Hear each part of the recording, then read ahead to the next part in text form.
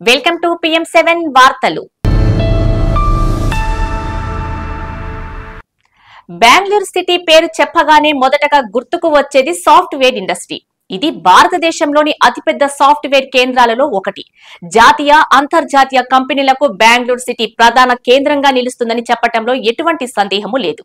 ఇక బెంగళూరులో సాఫ్ట్వేర్ పరిశ్రమ వేగంగా అభివృద్ధి చెందుతుండటంతో పాటు అనేక మందికి ఉపాధి అవకాశాలను కల్పిస్తోంది.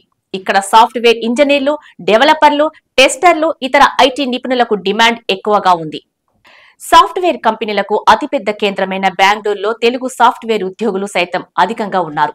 2 తెలుగు రాష్ట్రాల నుండి యువత బీటెక్ పూర్తి చేసి ఐటీ ఉద్యోగాల కోసం వెతుక్కుంటూ వెళ్లేది బెంగళూరుకి. అయితే ప్రస్తుతం బెంగళూరుతో పనిచేస్తున్న తెలుగు టెక్కీలు మారిపోతున్న పరిస్థితుల్లో ఆందోళన వ్యక్తమవుతుంది. తాజాగా కన్నడీయులనే ఉద్యోగాల్లో నియమించుకోవాలనే రగడ కొనసాగుతుంది. కన్నడ రాష్ట్రంలో కన్నడ ప్రజలను ఉద్యోగాల్లో నియమించుకోవాలంటూ సోషల్ మీడియాలో పోస్టులు పెద్ద చర్చకు దారితీశాయి. కర్ణాటకకు చెందిన ఒక వ్యక్తి పోస్టు కన్నడిగ వర్సెస్ అవుట్ సైడర్స్ అనేది రచ్చరచ్చ అవుతుంది. అతను తన పోస్టులో కర్ణాటకలోని వ్యాపార యజమానులు, ఇతర ప్రాంతాల ప్రజల కంటే స్థానిక ప్రతిభావంతులను ఉద్యోగాల్లోకి తీసుకునేందుకు ప్రాధాన్యం ఇవ్వాలని తన పోస్టు ద్వారా కోరాడు. ఈ క్రమంలో ఒక్కసారి మయూర వర్మ పేరుతో ఉన్న వ్యక్తి ట్విట్టర్ ఖాతాలో చేసిన పోస్టు చూసిన తెలుగు టెక్కీలు ఆందోళనకు గురవుతున్నారు.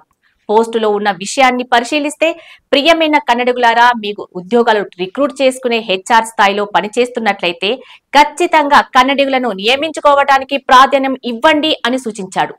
కన్నడ ప్రజలు నైపుణ్యం కలిగిన వారు అయితే వారిని కలిసిగట్టుగా ఉంచే గ్రూపులు లేకపోవటమే కారణంగా పేర్కొన్నాడు. ఇంకా ఎన్నాళ్ల పాటు కన్నడిగులు ఉద్యోగాల కోసం వీధిలో గొడవలు పడాలి? మన సొంత నగర వీధుల్లోనే మనం ఉద్యోగాల కోసం పోరాటం మానాలని, నిర్దాక్షిణ్యంగా నియామకాల్లో కన్నడిగులనే ప్రాధాన్యం ఇవ్వాలని పోస్టు చేశాడు.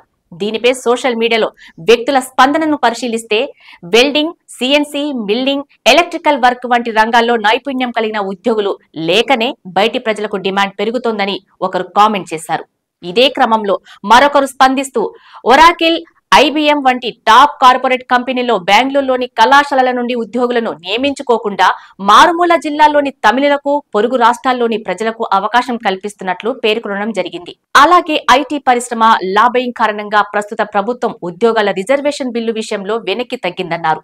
ఇక మరొక వ్యక్తి కామెంట్ చేస్తూ, కన్నడ ప్రజలు పొగరుబోతులని, ఉన్నత స్థాయిలో పని చేయనప్పటికీ CEO మాదిరిగా దబాయిస్తుంటారని పేర్కొన్నారు.